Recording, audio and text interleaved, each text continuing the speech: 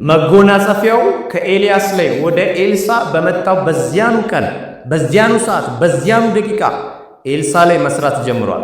የመጎናጸፊያ ቅባቱን እናንተ ውስጥ የተቀመጠውን ጥሪ አክቲቭ ነው የሚያደርገው። ባህሮቻችሁን ይከፍላል። ስለዚህ ሁል ጊዜ በወር አንድ ጊዜ እግዚአብሔር ተናግሮኛል ለሰዎች ሁሉ ይሄ ቅባት ኢምፓርት እንዳደርግ። ከፊታችን የተዘጋጀው ሐሙስ ዕለት ሚያዝያ 15 በፍጹም አይቀርም። ያ ቀን ከባድ የኢምፓርቴሽን ቀን ነው።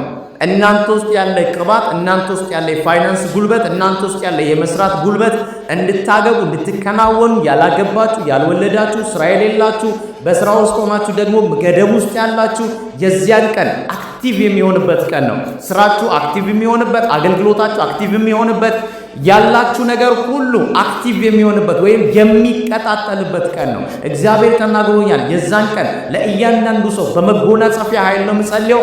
በፍጹም ይሄ ቀን እንዳያልፋችሁ አስታውሱ። በዚህ በመጨረሻው ዘመን እግዚአብሔር አገልግሎትን ሊቀይር ቀብቶ አስነስቶኛል። የተነሳሁት ለእናንተ ነው። ማየት ይሆንላችኋል፣ ኢንካውንተር ይሆንላችኋል፣ ኃይል ይሆንላችኋል፣ ታምራት ይሆንላችኋል።